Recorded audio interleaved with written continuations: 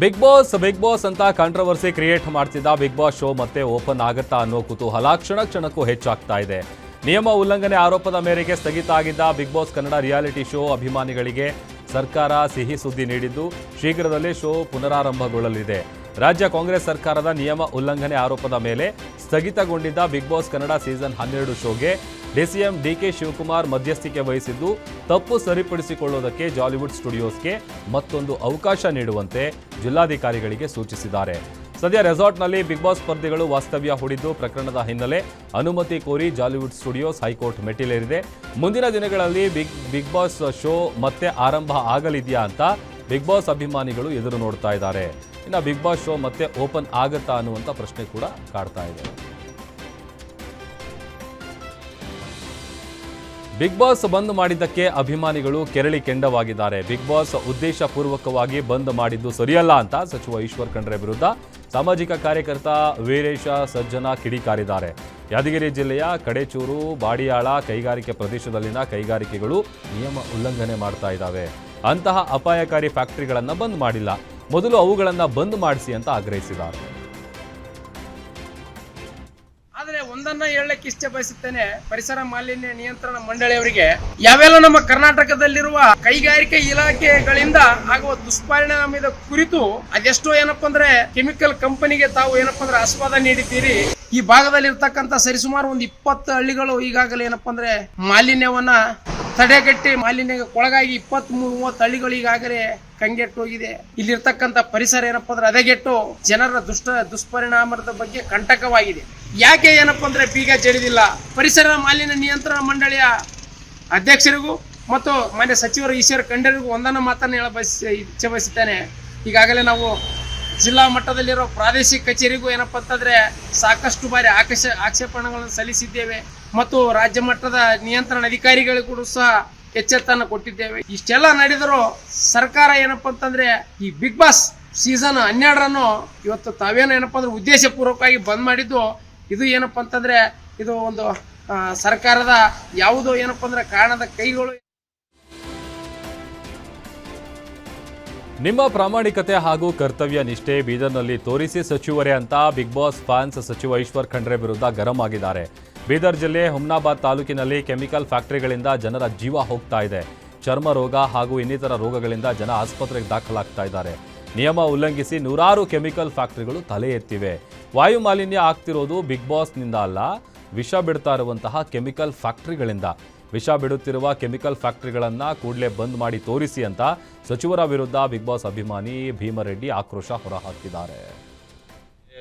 ಏನು big boss ನಿನ್ನೆ season 12 ಬೆಂಗಳೂರಿನಲ್ಲಿ ಏನು ಕ್ಲೋಸ್ ಮಾಡಿದ್ರು ಅದು ಕಾನೂನು ರೀತಿಯಲ್ಲಿ ಸರಿನೋ ತಪ್ಪೋ ಗೊತ್ತಿಲ್ಲ, ಬಟ್ ಅದು ಕಾನೂನು ರೀತಿಯಲ್ಲಿ ಅವ್ರು ಮಾಡಿದ್ದು ನೋಟಿಸ್ ಕೊಟ್ಟಿದ್ದಕ್ಕೆ ರೆಸ್ಪಾನ್ಸ್ ಮಾಡಿಲ್ಲ ಅಂತ ಹೇಳಿ ಬಿಗ್ ಬಾಸ್ ಕ್ಲೋಸ್ ಮಾಡಿದ್ದಾರೆ. ವಾಯು ಪೊಲ್ಯೂಷನ್ ಅಂತ ಹೇಳ್ತಾ ಇದ್ದಾರೆ. ಖಂಡಿತ ಇದು ಯಾಕೆ ಅಂತಂದರೆ ಬೀದರ್ ಜಿಲ್ಲೆಯ ಹುಮ್ನಾಬಾದ್ ತಾಲೂಕಿನ ಇಂಡಸ್ಟ್ರಿಯಲ್ ಏರಿಯಾದಲ್ಲಿ ಎಷ್ಟು ವಾಯು ಪೊಲ್ಯೂಷನ್ ಇದೆ ಅಂತಂದರೆ ಚರ್ಮ ರೋಗ ಕಾಡ್ತಾ ಇದೆ ಬೀದರ್ ಜಿಲ್ಲೆಯಲ್ಲಿ, ನಮ್ಮ ಹುಮ್ನಾಬಾದ್ ತಾಲೂಕದಲ್ಲಿ. ಮತ್ತು ಅದೇ ರೀತಿ ಹುಮ್ನಾಬಾದ್ ತಾಲೂಕದ ಕಸ ತ್ಯಾಜ್ಯ ವಿಲೇವಾರಿ ಏನು ಪುರಸಭೆ ಸಿಂಧನಕೆರೆ ಗ್ರಾಮಕ್ಕೆ ತಂದು ಹಾಕ್ತಾರೆ ತ್ಯಾಜ್ಯ ಘಟಕ, ಅದರಲ್ಲಿ ಯಾವುದೇ ರೀತಿ ಕೆಲಸ ಆಗ್ತಾಯಿಲ್ಲ. ಅದರಿಂದ ವಾಯು ಪೊಲ್ಯೂಷನ್ ಆಗಿ ಸುಮಾರು ಟಿ ಬಿ ರೋಗ ಮತ್ತು ಆನೆಕಾಲು, ಡೆಂಗು, ಮಲೇರಿಯಾ, ವಾಂತಿ ಭೇದಿ, ಚರ್ಮ ರೋಗ ಕಾಡ್ತಾ ಇದೆ. ಇದು ನಿಜವಾದ ವಾಯು ಪೊಲ್ಯೂಷನ್. ಬಿಗ್ ಬಾಸಿಂದ ಯಾವುದೇ ಕೂಡ ವಾಯು ಪೊಲ್ಯೂಷನ್ ಆಗಿಲ್ಲ. ಖಂಡಿತ ನಾನು ಒಪ್ಕೊಳ್ತೀನಿ, ನಿಮ್ಮ ಪರ್ಮಿಷನ್ ತೊಗೋಬೇಕಿತ್ತು, ತೊಗೊಂಡಿಲ್ಲ, ಅದು ಕಾನೂನು ರೀತಿಯಲ್ಲಿ ನೀವು ಕ್ರಮ ತೊಗೊಳ್ತಿದ್ರೆ ತೊಗೊಳ್ಳಿ, ತೊಂದರೆ ಇಲ್ಲ. ಆದರೆ ಇಲ್ಲಿ ಪರ್ಮಿಷನ್ ಇದ್ದರೂ ಕೂಡ ಯಾವುದೇ ರೀತಿ ಆ ಪರ್ಮಿಷನ್ ನಿಯಮಾನುಸಾರ ಕೆಲಸ ಆಗ್ತಾಯಿಲ್ಲ. ಇಂಡಸ್ಟ್ರಿಯಲ್ ಏರಿಯಾ ಹುಮ್ನಾಬಾದ್ನಲ್ಲಿ ಆಗಿರ್ಬೋದು, ಸಿಂಧನಕೆರೆ ಗ್ರಾಮದ ಪುರಸಭೆಯಲ್ಲಿ ಆಗಿರ್ಬೋದು, ಯಾವುದೇ ರೀತಿ ಅವರು ಕೊಟ್ಟಂಥ ನಿಯಮಾನುಸಾರ ಏನಿದೆ ಅದೇ ರೀತಿ ಕೆಲಸ ಆಗ್ತದೆ. ಇನ್ನು ಜಾಲಿವುಡ್ಗೆ ಬೀಗ ಹಾಕಿದ ವಿಚಾರಕ್ಕೆ ವಿಪಕ್ಷ ನಾಯಕ ಛಲವಾದಿ ನಾರಾಯಣಸ್ವಾಮಿ ಪರಿಸರ ಮಾಲಿನ್ಯ ನಿಯಂತ್ರಣ ಮಂಡಳಿ ವಿರುದ್ಧ ಗರಂ ಆಗಿದ್ದಾರೆ. ಬೆಂಗಳೂರಿನಲ್ಲಿ ಮಾತನಾಡಿದ ಅವರು, ಇದೇನು ಕೈಗಾರಿಕೆಯ ಅನಾರೋಗ್ಯ ತರುವಂಥ ಹೊಗೆ ಬರ್ತಿದೆಯಾ?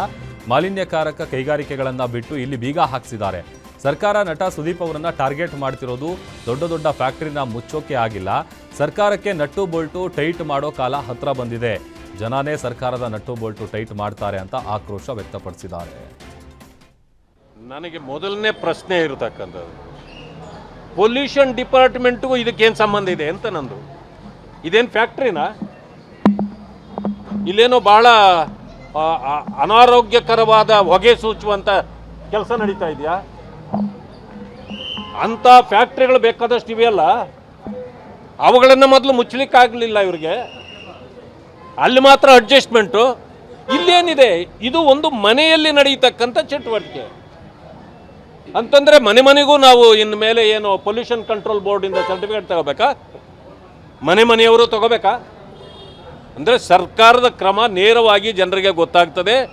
ಇದು ಸುದೀಪ್ ಅವರನ್ನು ಟಾರ್ಗೆಟ್ ಮಾಡಿರೋದು, ರಾಜಣ್ಣವ್ರನ್ನ ಟಾರ್ಗೆಟ್ ಮಾಡಿ ಆಯಿತು, ನಾಗೇಂದ್ರ ಅವ್ರನ್ನ ಟಾರ್ಗೆಟ್ ಮಾಡಿ ಆಯಿತು. ಈಗ ನೀವು ಸುದೀಪ್ ಅವ್ರನ್ನ ಟಾರ್ಗೆಟ್ ಮಾಡಿದ್ದೀರಿ ಅಂದರೆ ಯಾರನ್ನ ಮಾಡಿದ್ದಾರೆ ಅಂತ ತಿಳ್ಕೊಳ್ಳಿ. ನನಗೆ ಮೊದಲನೇ ಪ್ರಶ್ನೆ ಇರತಕ್ಕಂಥದ್ದು, ಬಿಗ್ ಬಾಸ್ ಬಗ್ಗೆ ಜೆಡಿಎಸ್ ಟ್ವೀಟ್ ವಿಚಾರಕ್ಕೆ ಜೆಡಿಎಸ್ ವಿರುದ್ಧ ಸಚಿವ ಶರಣಬಸಪ್ಪಗೌಡ ದರ್ಶನಾಪುರ ಕಿಡಿಕಾರಿದ್ದಾರೆ. ಯಾದಗಿರಿಯಲ್ಲಿ ಮಾತನಾಡಿದ ಅವರು, ಬಿಗ್ ಬಾಸ್ನಲ್ಲಿ ಇರುವವರು ತೊಂದರೆಯಲ್ಲಿದ್ದಾರಾ, ರೈತರು ತೊಂದರೆಯಲ್ಲಿದ್ದಾರೆ, ಈ ವಿಚಾರವನ್ನು ಅವರು ಪ್ರಶ್ನೆ ಮಾಡಿದ್ದಾರೆ. ನೆರೆಹಾನಿ ಪ್ರದೇಶಕ್ಕೆ ಕುಮಾರಸ್ವಾಮಿ ಬಂದಿದ್ರಾ? ರೈತರ ಸಮಸ್ಯೆ ಬಗ್ಗೆ ಕುಮಾರಸ್ವಾಮಿ ಕೇಳಿದ್ರಾ? ರೈತರ ಸಮಸ್ಯೆ ಕೇಳೋದು ಬಿಟ್ಟು ಬಿಗ್ ಬಾಸ್ ಬಗ್ಗೆ ಮಾತಾಡ್ತಾರೆ ಅಂತ ಕೇಂದ್ರ ಸಚಿವ HDK ವಿರುದ್ಧ ದರ್ಶನಾಪುರ ವಾಗ್ದಾಳಿ ನಡೆಸಿದ್ದಾರೆ.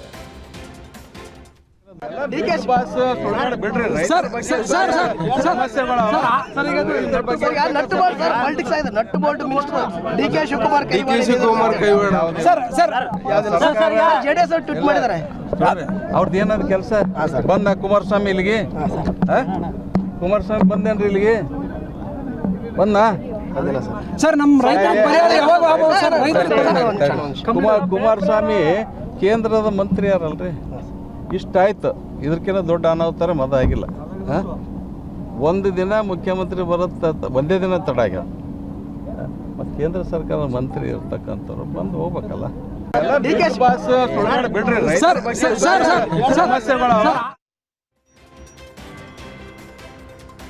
ಕನ್ನಡದ ಜನಪ್ರಿಯ ದೊಡ್ಡಮನೆಗೆ ಬೀಗ ಬಿದ್ದಿರೋ ಹಿನ್ನೆಲೆ ಮಾಜಿ ಬಿಗ್ ಬಾಸ್ ಸ್ಪರ್ಧಿ ಹನುಮಂತು ಭಾರೀ ಕಂಗಾಲಾಗಿ ಅಲೆದಾಡ್ತಾ ಇದ್ದಾರೆ. ಇಂದು ಬೆಳಿಗ್ಗೆ ಹಾಗೂ ಮಧ್ಯಾಹ್ನ ಊಟ ಮಾಡದೆ ಕಂಗಾಲಾಗಿರುವ ಹನುಮಂತ ಗೆಳೆಯರು ಊಟ ತಿಂಡಿಗೆ ಬಾ ಅಂತ ಕರೆದು ಕೂಡ ಹೋಗದೆ ಸುತ್ತಾಟ ನಡೆಸ್ತಾ ಇದ್ದಾರೆ. ಇನ್ನು ಬಿಗ್ ಬಾಸ್ನಿಂದಲೇ ತನ್ನ ಜೀವನವನ್ನೇ ಕಟ್ಕೊಂಡಿರೋ ಹನುಮಂತ ಬೇಸರಗೊಂಡಿದ್ದಾರೆ. ಘಟನೆ ಹಿನ್ನೆಲೆ ಬಿಗ್ ಬಾಸ್ ಸೀಸನ್ 12ರ ಸ್ಪರ್ಧಿಗಳಿಗೆ ತೊಂದರೆಯಾಗಿರೋ ಹಿನ್ನೆಲೆ ಹನುಮಂತ ಬೇಸರದಿಂದ ಸವಣೂರಿನಲ್ಲಿ ಓಡಾಡ್ತಾ ಇದ್ದಾರೆ. ಬಿಗ್ ಬಾಸ್ ಮನೆಗೆ ಬೀಗ ವಿಚಾರಕ್ಕೆ ಬೆಂಗಳೂರು ದಕ್ಷಿಣ ಜಿಲ್ಲಾಧಿಕಾರಿ ಯಶವಂತ್ ವಿ ಗುರುಕರ್ ಪ್ರತಿಕ್ರಿಯಿಸಿದ್ದಾರೆ. ಬೆಂಗಳೂರಿನಲ್ಲಿ ಮಾತನಾಡಿದ ಅವರು, ಇದು ಪರಿಸರ ಮಾಲಿನ್ಯ ನಿಯಂತ್ರಣ ಮಂಡಳಿ ವ್ಯಾಪ್ತಿಗೆ ಬರುತ್ತೆ. ವೇಲ್ಸ್ ಸ್ಟುಡಿಯೋಸ್ನವರು 10 ದಿನ ಕಾಲಾವಕಾಶ ಕೇಳಿದ್ದಾರೆ. ಆಗಿರೋ ತಪ್ಪನ್ನ ಸರಿಪಡಿಸಿಕೊಳ್ತೀವಿ ಅಂತ ಹೇಳಿದ್ದಾರೆ. ಈ ಬಗ್ಗೆ ನಾವು ನಿರ್ಧಾರ ಕೈಗೊಳ್ಳಕ್ಕೆ ಬರಲ್ಲ. ವೇಲ್ಸ್ ಮನವಿಯನ್ನ ಮಾಲಿನ್ಯ ನಿಯಂತ್ರಣ ಮಂಡಳಿಗೆ ಕಳಿಸಿದ್ದೇವೆ. PCB ಏನು ನಿರ್ಧಾರ ಕೈಗೊಳ್ಳುತ್ತೆ ಅಂತ ನೋಡಬೇಕು. ಮಾಲಿನ್ಯ ನಿಯಂತ್ರಣ ಮಂಡಳಿ ಹೇಳಿದ್ದಕ್ಕೆ ಬಂದ್ ಮಾಡಿಸಿದ್ದೇವೆ. ಪರಿಸರ ಮಾಲಿನ್ಯ ನಿಯಂತ್ರಣ ಬೋರ್ಡ್ ನಿರ್ಧಾರವೇ ಅಂತಿಮ ಅಂತ ಹೇಳಿದ್ದಾರೆ. ಗಿರೀಶ್ ಮಟ್ಟಣ್ಣನವರ ವಿರುದ್ಧ ಮತ್ತೊಂದು ಪ್ರಕರಣ ದಾಖಲಾಗಿದೆ. ಬೆಳ್ತಂಗಡಿ ನಿವಾಸಿ ಪ್ರವೀಣ್ KR ನೀಡಿದ ದೂರಿನ ಆಧಾರದಲ್ಲಿ ಪ್ರಕರಣ ದಾಖಲಾಗಿದೆ. ಸಮಾಜದ ಶಾಂತಿ ಸೌಹಾರ್ದತೆಯನ್ನು ನಾಶಪಡಿಸುವ ಉದ್ದೇಶದಿಂದ ಸಾಮಾಜಿಕ ಜಾಲತಾಣದಲ್ಲಿ ಹೇಳಿಕೆ ನೀಡಿದ ಆರೋಪದ ಮೇಲೆ ಕೇಸ್ ದಾಖಲಾಗಿದೆ. ಧರ್ಮಸ್ಥಳ ಕ್ಷೇತ್ರದ ಬಗ್ಗೆ ಸಾರ್ವಜನಿಕರು ದಂಗೆ ಏಳುವಂತೆ ಪ್ರಚೋದನೆ ನೀಡುವಂತೆ ಹೇಳಿಕೆ ನೀಡಿದ್ದಾರೆ ಅಂತ ಆರೋಪಿಸಿ ಕೇಸ್ ದಾಖಲಿಸಿದ್ದಾರೆ. ಸೌಜನ್ಯ ಪರ ಹೋರಾಟಗಾರ ಮಹೇಶ್ ಶೆಟ್ಟಿ ತಿಮರೋಡಿ ಗಡೀಪಾರು ಆದೇಶದ ಪ್ರಕರಣದ ವಿಚಾರಣೆ ಹೈಕೋರ್ಟ್ನಲ್ಲಿ ಅಕ್ಟೋಬರ್ 13ಕ್ಕೆ ಮುಂದೂಡಿಕೆಯಾಗಿದೆ. ಈ ಹಿಂದೆ ಪುತ್ತೂರು AC ತಿಮರೋಡಿ ಅವರನ್ನ 1 ವರ್ಷದ ಕಾಲ ದಕ್ಷಿಣ ಕನ್ನಡ ಜಿಲ್ಲೆಯಿಂದ ಗಡೀಪಾರು ಮಾಡಿ ಆದೇಶ ಹೊರಡಿಸಿದ್ರು. ಈ ಆದೇಶವನ್ನು ಪ್ರಶ್ನಿಸಿ ಮಹೇಶ್ ಶೆಟ್ಟಿ ಹೈಕೋರ್ಟ್ ಮೆಟ್ಟಿಲೇರಿದ್ರು. ಹೈಕೋರ್ಟ್ ಅರ್ಜಿ ಸ್ವೀಕರಿಸಿ ಮಹೇಶ್ ಶೆಟ್ಟಿ ವಿರುದ್ಧ ಯಾವುದೇ ಬಲವಂತದ ಕ್ರಮ ಕೈಗೊಳ್ಳದಂತೆ ಮಧ್ಯಂತರ ತಡೆ ನೀಡಿ ವಿಚಾರಣೆಯನ್ನ ಅಕ್ಟೋಬರ್ 8ಕ್ಕೆ ನಿಗದಿಪಡಿಸಿತ್ತು. ಇವತ್ತು ನಡೆದ ವಿಚಾರಣೆಯಲ್ಲಿ ಮಹೇಶ್ ಶೆಟ್ಟಿ ಪರ ವಕೀಲರು ಮತ್ತು ಸರ್ಕಾರಿ ಪರ ವಕೀಲರು ವಾದವನ್ನ ಆಲಿಸಿದ ಹೈಕೋರ್ಟ್ ನ್ಯಾಯಪೀಠ ಪ್ರಕರಣದ ಮುಂದಿನ ವಿಚಾರಣೆಯನ್ನ ಅಕ್ಟೋಬರ್ 13ಕ್ಕೆ ಮುಂದೂಡಿದೆ. ರಾಜ್ಯ ರಾಜಕೀಯದಲ್ಲಿ ಪವರ್ ಶೇರಿಂಗ್ ಸದ್ದು ಮಾಡ್ತಾ ಇದೆ. ನವೆಂಬರ್ನಲ್ಲಿ ಪವರ್ ಶೇರಿಂಗ್ ವಿಚಾರಕ್ಕೆ ಸಚಿವ ಡಾಕ್ಟರ್ MC ಸುಧಾಕರ್ ಪ್ರತಿಕ್ರಿಯಿಸಿದ್ದಾರೆ. ಚಿಕ್ಕಬಳ್ಳಾಪುರದಲ್ಲಿ ಮಾತನಾಡಿದ ಅವರು, ಪವರ್ ಶೇರಿಂಗ್ ನಮ್ಮ ಹಂತದಲ್ಲಿ ಚರ್ಚಿಸೋ ವಿಷಯಗಳಲ್ಲ. ಹೈಕಮಾಂಡ್ ಸರ್ವೋಚ್ಚ ನಾಯಕರ ತೀರ್ಮಾನ. ಹೈಕಮಾಂಡ್ ತೆಗೆದುಕೊಳ್ಳುವ ತೀರ್ಮಾನಕ್ಕೆ ನಾವೆಲ್ಲ ಬದ್ಧ. ಹೈಕಮಾಂಡ್ ತೀರ್ಮಾನವನ್ನ ನಾವ್ಯಾರೂ ಪ್ರಶ್ನೆ ಮಾಡಲ್ಲ ಅಂತ ಹೇಳಿದ್ದಾರೆ. ಯುವಕರಿಗೆ ಉದ್ಯೋಗವನ್ನು ನೀಡದೆ ಇರುವ ಸ್ಥಳೀಯ ನೌಕರರಿಗೆ ಕನಿಷ್ಠ ವೇತನವನ್ನು ಪಾವತಿಸದೆ ಭೂಮಿ ನೀಡಿದರೆ ಉದ್ಯೋಗ ಕೊಡ್ತೀವಿ ಅಂತ ನೀಡಿದ್ದ ಭರವಸೆಯನ್ನು ಈಡೇರಿಸದ ಕಾರ್ಖಾನೆ. ಭೂಮಿ ಕೊಟ್ಟ ರೈತರಿಗೆ ಶಾಕ್ ನೀಡಿರುವ ಘಟನೆ ಕಾರ್ಮಿಕ ಸಚಿವ ಸಂತೋಷ್ ಲಾಡ್ ತವರು ಜಿಲ್ಲೆಯಲ್ಲೇ ನಡೆದಿದೆ. ವಿಜಯನಗರದ ಹೊಸಪೇಟೆ ತಾಲೂಕಿನ ಹಾರುವನಹಳ್ಳಿ ಗ್ರಾಮದಲ್ಲಿರುವ ಸಾಯಿ ವಿಜಯ ಪ್ರಗತಿ ಸ್ಟೀಲ್ ಉದ್ಯೋಗ ಪ್ರೈವೇಟ್ ಲಿಮಿಟೆಡ್ ಕಂಪನಿ ಸ್ಥಳೀಯ 28 ಕಾರ್ಮಿಕರನ್ನ ಕೆಲಸದಿಂದ ವಜಾ ಮಾಡಿದ್ದು, ಇದೀಗ ಈ ಸ್ಥಾನಕ್ಕೆ ಹೊರ ರಾಜ್ಯದ ಬಿಹಾರದಿಂದ ಕಾರ್ಮಿಕರನ್ನ ಕರೆತಂದಿದೆ. ಸ್ಥಳೀಯ ಉದ್ಯೋಗಿಗಳನ್ನ ಕೆಲಸದಿಂದ ವಜಾಗೊಳಿಸಿರುವ ಪರಿಣಾಮ ಉದ್ಯೋಗದ ಆಶಾಭಾವನೆಯಿಂದ ಕಾರ್ಖಾನೆ ನಿರ್ಮಾಣಕ್ಕೆ ಭೂಮಿ ಕೊಟ್ಟ ರೈತರಿಗೆ ಇದೀಗ ಆಘಾತ ಆಗಿದೆ. ಕೆಲಸದಿಂದ ತೆಗೆದುಹಾಕಿದ್ದಕ್ಕೆ ಕಿಮ್ಸ್ ಆಸ್ಪತ್ರೆಯ ಸಿಬ್ಬಂದಿ ಆತ್ಮಹತ್ಯೆಗೆ ಯತ್ನಿಸಿ ಹುಬ್ಬಳ್ಳಿಯ ಕಿಮ್ಸ್ ಆಸ್ಪತ್ರೆಯ ಮುಂಭಾಗದಲ್ಲಿ ಹೈಡ್ರಾಮಾ ನಡೆಸಿದ್ದಾನೆ. ಕೆಲಸದಿಂದ ತೆಗೆದುಹಾಕಿದ್ದಕ್ಕೆ ಆತ್ಮಹತ್ಯೆಗೆ ಯುವಕ ಯತ್ನಿಸಿದ್ದು, ಡೀಸೆಲ್ ಸುರ್ಕೊಂಡು ಕಿಮ್ಸ್ ಆಸ್ಪತ್ರೆ ಮುಂಭಾಗ ಪ್ರೊಟೆಸ್ಟ್ ನಡೆಸಿದ್ದಾನೆ. ಹನುಮಂತ ಛಲವಾದಿ ಆತ್ಮಹತ್ಯೆಗೆ ಯತ್ನಿಸಿದ ಯುವಕ ಕಿಮ್ಸ್ ಆಸ್ಪತ್ರೆಯಲ್ಲಿ 14 ವರ್ಷಗಳಿಂದ ಹನುಮಂತ ಕೆಲಸ ಮಾಡ್ತಾ ಇದ್ದ. 5 ತಿಂಗಳ ಹಿಂದೆ ಕೆಲಸದಿಂದ ತೆಗೆದುಹಾಕಿದ್ದ ಹಿನ್ನೆಲೆ ವಾಪಸ್ ಕೆಲಸಕ್ಕೆ ತೆಗೆದುಕೊಳ್ಳುವಂತೆ ಸುಡು ಬಿಸಿಲಿನಲ್ಲಿ ಪ್ರತಿಭಟನೆ ನಡೆಸಿ ಕಿಮ್ಸ್ ಆಸ್ಪತ್ರೆಯ ಆಡಳಿತ ಮಂಡಳಿ ವಿರುದ್ಧ ಕಿಮ್ಸ್ ಸಿಬ್ಬಂದಿ ಆಕ್ರೋಶ ಹೊರಹಾಕಿದ್ದು, ಮರಳಿ ಕೆಲಸಕ್ಕೆ ತೆಗೆದುಕೊಳ್ಳಿ ಉತ್ತರ ಭಾಗದಲ್ಲಿ ಘಟನೆ ನಡೆದಿದೆ. ಬೆಳಗ್ಗೆ ಬಾಯ್ಲರ್ ಆನ್ ಮಾಡಿದಾಗ ಸ್ಫೋಟ ಆಗಿದ್ದು, ಸ್ಫೋಟದಲ್ಲಿ 11 ವರ್ಷದ ಸ್ವೀಕೃತಿ ಸಾವನ್ನಪ್ಪಿದ್ದಾಳೆ. ಬಾಯ್ಲರ್ ಪಕ್ಕದಲ್ಲೇ ಇದ್ದ ಬಾಲಕಿ ಸ್ವೀಕೃತಿ ಸ್ಥಳದಲ್ಲೇ ಮೃತಪಟ್ಟಿದ್ದು, 3 ಗಂಭೀರ ಗಾಯಗೊಂಡಿದ್ದಾರೆ. ಗಂಭೀರವಾಗಿ ಗಾಯಗೊಂಡ 3 ಹೆಚ್ಚಿನ ಚಿಕಿತ್ಸೆಗೆ ಅಂತ ಮಣಿಪಾಲ್ಗೆ ರವಾನಿಸಲಾಗಿದೆ. 3 ಗಾಯಾಳುಗಳು ಆಸ್ಪತ್ರೆಯಲ್ಲಿ ಸಾವು ಬದುಕಿನ ಮಧ್ಯೆ ಹೋರಾಟ ನಡೆಸ್ತಾ ಇದ್ದಾರೆ. ಸದ್ಯ ಸ್ಥಳಕ್ಕೆ ಅಗ್ನಿಶಾಮಕ ಸಿಬ್ಬಂದಿ ಭೇಟಿ ಕೊಟ್ಟು ಪರಿಶೀಲನೆ ನಡೆಸಿದ್ದು, ಹೊನ್ನಾಳಿ ಪೊಲೀಸ್ ಠಾಣೆಯಲ್ಲಿ ಪ್ರಕರಣ ದಾಖಲಾಗಿದೆ. ಹಾವೇರಿ ಜಿಲ್ಲೆಯಲ್ಲಿ ಎಗ್ಗಿಲ್ಲದೆ ಅಕ್ರಮ ಚಟುವಟಿಕೆಗಳು ನಡೀತಾ ಇದೆ. ಚಾಕ್ಲೇಟ್, ಬಿಸ್ಕೆಟ್ ಸಿಗುವ ಜಾಗದಲ್ಲಿ ಮಟ್ಕಾ ಮತ್ತು ಅಕ್ರಮ ಮದ್ಯ ಮಾರಾಟ ಮಾಡ್ತಾ ಇರೋದು ಬೆಳಕಿಗೆ ಬಂದಿದೆ. ಅಕ್ರಮ ಮರಳು ಸಾಗಾಟ, ಮಟ್ಕಾ ದಂಧೆ ನೋಡಿದ್ರೂ ಜಿಲ್ಲಾಡಳಿತ ಕಣ್ಮುಚ್ಚಿ ಕುಳಿತಿದೆ. ಹಾವೇರಿ ಜಿಲ್ಲೆ ರಾಣೆಬೆನ್ನೂರು, ಶಿಗ್ಗಾವಿ, ಸವಣೂರು ಹಾಗೂ ಹಾನಗಲ್ ಸೇರಿದಂತೆ 8 ತಾಲೂಕಿನಲ್ಲಿ ಅಕ್ರಮ ಚಟುವಟಿಕೆಗಳು ನಡೀತಾ ಇದೆ ಅಂತ ಸ್ಥಳೀಯರು ಆರೋಪ ಮಾಡ್ತಾ ಇದ್ದಾರೆ. ಮಟ್ಕಾ ಹಾಗೂ ಅಕ್ರಮ ಮದ್ಯ ಮಾರಾಟದ ದೃಶ್ಯಗಳು ಮೊಬೈಲ್ನಲ್ಲಿ ಸೆರೆಯಾಗಿದೆ. ಪೊಲೀಸರು ಅಕ್ರಮ ಚಟುವಟಿಕೆಗಳಿಗೆ ಸಾಥ್ ಕೊಡ್ತಾ ಇದ್ದಾರೆ ಅಂತ ರೈತ ಮುಖಂಡರುಗಳು ತಮ್ಮ ಆಕ್ರೋಶ ಹೊರಹಾಕಿದ್ದಾರೆ. ಕಡಿವಾಣ ಹಾಕಲಿಲ್ಲ ಅಂತಂದ್ರೆ ಮುಂದಿನ ದಿನಗಳಲ್ಲಿ ಎಸ್ಪಿ ಕಚೇರಿ ಮುಂದೆ ಅಹೋರಾತ್ರಿ ಪ್ರತಿಭಟನೆ ಮಾಡ್ತೀವಿ ಅಂತ ಎಚ್ಚರಿಕೆ ನೀಡಿದ್ದಾರೆ. ಖಾಲಿ ನಿವೇಶನದಲ್ಲಿ ಕಟ್ಟಡ ಕಟ್ಟುವ ವಿಚಾರಕ್ಕೆ 2 ಗುಂಪುಗಳ ನಡುವೆ ಮಾರಾಮಾರಿ ನಡೆದಿದೆ. ಮಂಡ್ಯದ ಶ್ರೀರಂಗಪಟ್ಟಣದ ಬೀಚನಕೊಪ್ಪೆ ಗ್ರಾಮದಲ್ಲಿ ಈ ಘಟನೆ ಸಂಭವಿಸಿದೆ. ಗ್ರಾಮದ ಹರೀಶ್ ಎಂಬಾತನಿಂದ ಹಲ್ಲೆ ನಡೆಸಿರುವ ಆರೋಪ ಕೇಳಿಬಂದಿದೆ. ಗ್ರಾಮದ ಕುಮಾರ್ ಎಂಬಾತನ ಮೇಲೆ ಏಕಾಏಕಿ ಹಲ್ಲೆ ನಡೆದಿದ್ದು, ಹಲವರು ಗಾಯಗೊಂಡಿದ್ದಾರೆ. ಗಾಯಾಳುಗಳು ಆಸ್ಪತ್ರೆಗೆ ದಾಖಲಿಸಲಾಗಿದೆ. ದೊಣ್ಣೆ ಕಟ್ಟಿಗೆ ಹಿಡಿದು 2 ಕುಟುಂಬ ಬಡದಾಡಿಕೊಂಡಿರುವ ದೃಶ್ಯ ಮೊಬೈಲ್ನಲ್ಲಿ ಸೆರೆಯಾಗಿದೆ. ಈ ಬಗ್ಗೆ ಕೆಆರ್ಎಸ್ ಪೊಲೀಸ್ ಠಾಣೆಯಲ್ಲಿ ಪ್ರಕರಣ ದಾಖಲಾಗಿದ್ದು, ಹೆಣ್ಣು ಮಕ್ಕಳ ಮೇಲೆ ಹಲ್ಲೆ, ಚಿನ್ನಾಭರಣ ಕಸಿದಿದ್ದಾರೆ ಅಂತ ಕಂಪ್ಲೇಂಟ್ ಅನ್ನು ಕೊಟ್ಟಿದ್ದಾರೆ. ಪ್ರಕರಣ ದಾಖಲಿಸಿಕೊಂಡು ಕೆಆರ್ಎಸ್ ಪೊಲೀಸರು ತನಿಖೆ ಮುಂದುವರೆಸಿದ್ದಾರೆ. ಕಾರವಾರದ ದೇವಬಾಗ್ ಕಡಲ ತೀರದಲ್ಲಿ ಮಂಗಳವಾರ ಅಪರೂಪದ ಘಟನೆ ನಡೆದಿದೆ. ಸಮುದ್ರ ತೀರದ ಬಳಿ ಅಲೆಗಳೊಂದಿಗೆ ತಾರ್ಲಿ ಜಾತಿಯ ಮೀನುಗಳು ತೀರಕ್ಕೆ ತೇಲಿ ಬಂದು ಬೀಳುತ್ತಾ ಇದ್ದ ದೃಶ್ಯ ಕಂಡು ಬಂದಿದೆ. ಇದರಿಂದ ತೀರದ ಜನರು ಮೀನಿನ ಮಳೆ ಅನುಭವಿಸಿದಂತಾಗಿದೆ. ಸಮುದ್ರ ಅಲೆಗಳೊಂದಿಗೆ ತಾರ್ಲಿ ಮೀನುಗಳು ನಿರಂತರವಾಗಿ ಬಂದು ತೀರದಲ್ಲಿ ಬೀಳ್ತಾ ಇದ್ದುದರಿಂದ ಸ್ಥಳೀಯರು ಹಾಗೂ ಪ್ರವಾಸಿಗರು ತಮ್ಮ ಕೈಯಲ್ಲಿ ಸಿಕ್ಕ ವಸ್ತುಗಳಲ್ಲಿ ಈ ಮೀನುಗಳನ್ನು ಸಂಗ್ರಹಿಸಲು ಆರಂಭಿಸಿದರು. ಕೆಲವರು ಬಟ್ಟೆ, ಬಕೆಟ್, ಚೀಲಗಳಲ್ಲಿ ಕೂಡ ಮೀನುಗಳನ್ನು ಹಿಡಿದುಕೊಂಡ ದೃಶ್ಯಗಳು ಸಖತ್ ವೈರಲ್ ಆಗ್ತಾ ಇದೆ. ದೇಗುಲದ ಹುಂಡಿ ಕದ್ದು ಹಣ ಎಣಿಸುವ ವೇಳೆ ಕಳ್ಳರು ಸಿಕ್ಕಿಬಿದ್ದ ಘಟನೆ ಮಂಡ್ಯ ತಾಲೂಕಿನ ಮಾಂಡವ್ಯ ಕಾಲೇಜಿನ ಬಳಿ ನಡೆದಿದೆ. 4 ಖತರ್ನಾಕ್ ಕಳ್ಳರ ಗ್ಯಾಂಗ್ ಮಂಡ್ಯ ಪೊಲೀಸರ ಕೈಗೆ ಸಿಕ್ಕಿಬಿದ್ದಿದ್ದಾರೆ. ಕದ್ದ ಹುಂಡಿ ಹಣ ಹಂಚಿಕೆ ವಿಷಯವಾಗಿ ಕದ್ದವರಲ್ಲೇ ಗದ್ದಲ ಗಲಾಟೆ ನಡೀತಾ ಇದ್ದ ವೇಳೆ ಸಾರ್ವಜನಿಕರು ಪೊಲೀಸರಿಗೆ ಗಲಾಟೆ ಬಗ್ಗೆ ಮಾಹಿತಿಯನ್ನು ತಿಳಿಸಿದ್ದಾರೆ. ಕೂಡಲೇ ಸ್ಥಳಕ್ಕೆ ಪೊಲೀಸರು ಬಂದು ಯುವಕರನ್ನ ವಶಕ್ಕೆ ಪಡೆದು ವಿಚಾರಣೆ ನಡೆಸಿದ್ದಾರೆ. ವಿಚಾರಣೆ ವೇಳೆ ದೇಗುಲದ ಹುಂಡಿ ಕದ್ದಿರೋ ವಿಚಾರ ಖತರ್ನಾಕ್ ಕಳ್ಳರು ಬಾಯ್ಬಿಟ್ಟಿದ್ದಾರೆ. ಮಂಡ್ಯ ಗ್ರಾಮಾಂತರ ಪೊಲೀಸ್ ಠಾಣೆಯಲ್ಲಿ ವಿಚಾರವಾಗಿ ಪ್ರಕರಣ ದಾಖಲಾಗಿದೆ. ಉತ್ತರ ಪಿನಾಕಿನಿ ನದಿಯಲ್ಲಿ ಮತ್ತೆ ಕೆಮಿಕಲ್ ನೀರು ಮಿಶ್ರಣವಾಗಿರೋ ಆರೋಪ ಕೇಳಿಬಂದಿದೆ.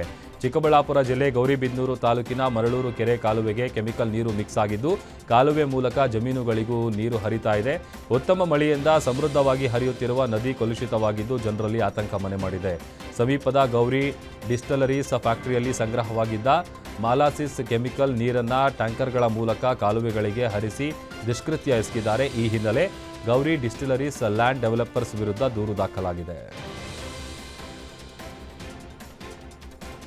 ಬೀದರ್ನಲ್ಲಿ ಗುಂಡಿಗಳ ದರ್ಬಾರ್ ಹೆಚ್ಚಾಗಿದ್ದು ಸವಾರರು ಹೈರಾಣಾಗಿದ್ದಾರೆ. ಯಮ ಸ್ವರೂಪಿ ಗುಂಡಿಗಳಿಂದ ಹಲವು ಅಪಘಾತ ಸಂಭವಿಸಿದರೂ ಅಧಿಕಾರಿಗಳು ಮಾತ್ರ ನಿದ್ರೆಗೆ ಜಾರಿದ್ದಾರೆ. ಬೀದರ್ ನಗರದ ಓಲ್ಡ್ ಆದರ್ಶ ಕಾಲೋನಿ, ಶಿವನಗರ, ಏರ್ಪೋರ್ಟ್ ರಸ್ತೆ ಸೇರಿದಂತೆ ನಗರದ ಪ್ರಮುಖ ರಸ್ತೆಗಳು ಗುಂಡಿಮಯ ಆಗಿದ್ದು ರಸ್ತೆಗಳಲ್ಲಿ ಜೀವ ಕೈಯಲ್ಲಿ ಹಿಡ್ಕೊಂಡು ಜನ ಓಡಾಡ್ತಾ ಇದ್ದಾರೆ. ಜನಪ್ರತಿನಿಧಿ ಹಾಗೂ ಅಧಿಕಾರಿಗಳ ವಿರುದ್ಧ ಸವಾರರು ಪ್ರತಿನಿತ್ಯ ಹಿಡಿಶಾಪ ಹಾಕ್ತಾ ಇದ್ದಾರೆ. ಮುಖ್ಯ ರಸ್ತೆಗಳ ಸ್ಥಿತಿಯೇ ಹೀಗಾದರೆ ಜನ ಎಲ್ಲಿ ಹೋಗಬೇಕು? ಜನರ ಕಷ್ಟ ನಿಮಗೆ ಕಾಣಿಸ್ತಾ ಇಲ್ವಾ ಅಂತ ಸ್ಥಳೀಯರು ಆಕ್ರೋಶ ಹೊರಹಾಕ್ತಾ ಇದ್ದಾರೆ. ಕೂಡಲೇ ರಸ್ತೆಯನ್ನು ಸರಿಪಡಿಸಿ ಅಂತ ಸಾರ್ವಜನಿಕರು ಒತ್ತಾಯ ಮಾಡಿದ್ದಾರೆ.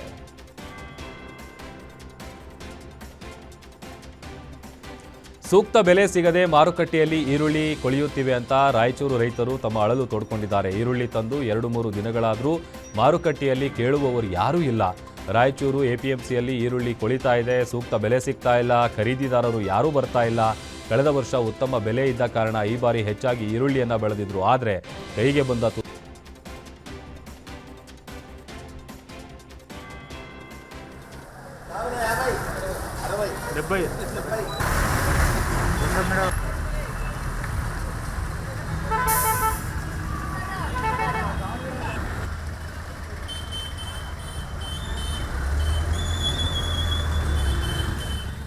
ಕಲಬುರಗಿ ಜಿಲ್ಲೆಯಾದ್ಯಂತ ಸುರಿದ ಧಾರಾಕಾರ ಮಳೆಗೆ ರೈತ ಕಂಗಾಲಾಗಿದ್ದಾರೆ. ರೈತ ವಿಷ್ಣು ಮಹೇಂದ್ರಕರ್ ಹೊಲದಲ್ಲಿ ಬೆಳೆದಿದ್ದ 2 ಎಕರೆ ಕಲ್ಲಂಗಡಿ ಬೆಳೆ ಸಂಪೂರ್ಣವಾಗಿ ಹಾನಿಯಾಗಿದೆ. 1.5 ಲಕ್ಷ ರೂಪಾಯಿ ಬಂಡವಾಳ ಹಾಕಿ ಕಲ್ಲಂಗಡಿ ಬೆಳೆದ್ವಿ, ಕೈಗೆ ಬಂದ ತುತ್ತು ಬಾಯಿಗೆ ಬರಲಿಲ್ಲ ಅಂತ ರೈತ ಕಣ್ಣೀರಿಟ್ಟಿದ್ದಾರೆ. ಮಳೆಗೆ ಹಾನಿಯಾದ ಬೆಳೆಗೆ ಪರಿಹಾರ ಕೊಡಿ ಅಂತ ಸರ್ಕಾರಕ್ಕೆ ರೈತರು ಒತ್ತಾಯ ಮಾಡ್ತಾ ಇದ್ದಾರೆ. ಮಳೆ ಸುರಿದು ಚಳಿಯ ವಾತಾವರಣ ನಿರ್ಮಾಣವಾಗಿದ್ರೂ ಮಳೆಯನ್ನ ಲೆಕ್ಕಿಸದೆ ಬಿಸಿ ಬಿಸಿ ಚಿಕನ್ ಬಿರಿಯಾನಿಗಾಗಿ ಜನ ಮುಗಿಬಿದ್ದ ಘಟನೆ ಕೋಲಾರದಲ್ಲಿ ನಡೆದಿದೆ. ಕೆಜಿಎಫ್ ತಾಲೂಕಿನ ನಲ್ಲೂರು ಗ್ರಾಮದ ಬಳಿ ಪಾಲರ್ ನದಿಗೆ ಅಡ್ಡಲಾಗಿ ಕಟ್ಟಿರುವ ಸೇತುವೆ ಕಾರ್ಯಕ್ರಮದಲ್ಲಿ ಚಿಕನ್ ಬಿರಿಯಾನಿ ವ್ಯವಸ್ಥೆ ಮಾಡಲಾಗಿತ್ತು. ಈ ಹಿನ್ನೆಲೆ ಊರಿನ ಜನರು ನಾ ಮುಂದು ಅಂತ ಚಿಕನ್ ಬಿರಿಯಾನಿಗಾಗಿ ಪೈಪೋಟಿ ನಡೆಸಿದ್ದಾರೆ. ಮಳೆ ಬಂದ ಕಾರಣ ಕಾರ್ಯಕ್ರಮದಿಂದ ಶಾಸಕಿ ರೂಪಕಲಾ, ಸಚಿವರಾದ ಸತೀಶ್ ಜಾರಕಿಹೊಳಿ, ಕೆಎಚ್ ಮುನಿಯಪ್ಪ ಬೇಗ ತೆರಳಿದ್ದಾರೆ. ಸುಪ್ರೀಂ ಕೋರ್ಟ್ನ ಮುಖ್ಯ ನ್ಯಾಯಮೂರ್ತಿ ಗವಾಯಿ ಮೇಲೆ ಶೂ ಎಸೆದ ಪ್ರಕರಣಕ್ಕೆ ತುಮಕೂರಿನಲ್ಲಿ ಪ್ರತಿಭಟನೆ ಮಾಡಲಾಗಿದೆ. ಪ್ರಗತಿಪರ ಚಿಂತಕರು, ದಲಿತ ಸಂಘಟನೆಗಳು ಹೋರಾಟ ಮಾಡಿದ್ದಾರೆ. ಡಿಎಸ್ಎಸ್ ಜಿಲ್ಲಾಧ್ಯಕ್ಷ ಪಿಎನ್ ರಾಮಯ್ಯ, ದಲಿತ ಮುಖಂಡ ಬಾಲಕೃಷ್ಣಪ್ಪ ನೇತೃತ್ವದಲ್ಲಿ ತುಮಕೂರು ಜಿಲ್ಲಾಧಿಕಾರಿ ಕಚೇರಿ ಮುಂಭಾಗ ಹೋರಾಟ ಮಾಡಿದ್ದಾರೆ. ಪ್ರತಿಭಟನೆಯಲ್ಲಿ ಪ್ರಗತಿಪರ ಚಿಂತಕ ದೊರೈರಾಜು, ಬಾಲಕೃಷ್ಣಪ್ಪ ಸೇರಿದಂತೆ ಹಲವರು ಭಾಗಿಯಾಗಿದ್ದರು. ಅನಧಿಕೃತವಾಗಿ ಖಡಿ ಮಷೀನ್ ನಡೆಸುತ್ತಾರೆ ಎಂಬ ಆರೋಪ ಕೇಳಿಬಂದಿದೆ. ತಲೆಯ ಮೇಲೆ ಕಲ್ಲು ಹೊತ್ತು ವಿಜಯಪುರ ನಗರದ ಡಿಸಿ ಕಚೇರಿ ಎದುರು ವಿನೂತನ ಪ್ರತಿಭಟನೆ ನಡೆಸಿದ್ದಾರೆ. ಬಸವನಗರ, ಗಾಂಧಿನಗರ, ಹಮಾಲ್ ಕಾಲೋನಿ ಸೇರಿದಂತೆ ವಿವಿಧ ಬಡಾವಣೆಯ ನಿವಾಸಿಗಳಿಂದ ಪ್ರತಿಭಟನೆ ನಡೆಸಿ ಆಕ್ರೋಶ ಹೊರಹಾಕಿದ್ದಾರೆ. ಖಡಿ ಮಷೀನ್ನಿಂದಾಗಿ ನಮಗೆ ತುಂಬ ತೊಂದರೆ ಆಗ್ತಾ ಇದೆ. ರಾತ್ರಿ ಹೊತ್ತಲ್ಲಿ 3-4 ಬಾರಿ ಬ್ಲಾಸ್ಟಿಂಗ್ ಮಾಡ್ತಾರೆ. ದೊಡ್ಡ ಮಟ್ಟದ ಸೌಂಡ್ ಬರುತ್ತೆ. ಹಲವು ಮನೆಗಳು ಕೂಡ ಬಿರುಕು ಬಿಟ್ಟಿದೆ.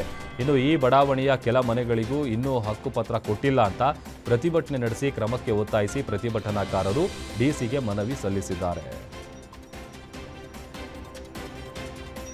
ಸುಪ್ರೀಂ ಕೋರ್ಟ್ ಜಡ್ಜ್ ಮೇಲೆ ಶೂ ಎಸೆದ ಪ್ರಕರಣಕ್ಕೆ ಸಂಬಂಧಪಟ್ಟಂತೆ ಮಂಡ್ಯದಲ್ಲಿ ಪ್ರಗತಿಪರ ಸಂಘಟನೆಗಳಿಂದ ಪ್ರೊಟೆಸ್ಟ್ ಮಾಡಲಾಗಿದೆ. ದಲಿತ ಸಾಹಿತ್ಯ ಪರಿಷತ್, ಜನಪರ ಸಂಘಟನೆಗಳ ನೇತೃತ್ವದಲ್ಲಿ ಮಂಡ್ಯದ ಸಂಜಯ್ ವೃತ್ತದಲ್ಲಿ ಪ್ರೊಟೆಸ್ಟ್ ಮಾಡಿದ್ದಾರೆ. ಸುಪ್ರೀಂ ಕೋರ್ಟ್ ಜಡ್ಜ್ ಮೇಲೆ ಶೂ ಎಸೆತ ಖಂಡನೀಯ, ಇಂತಹ ಘಟನೆ ನಡೀಬಾರದಿತ್ತು.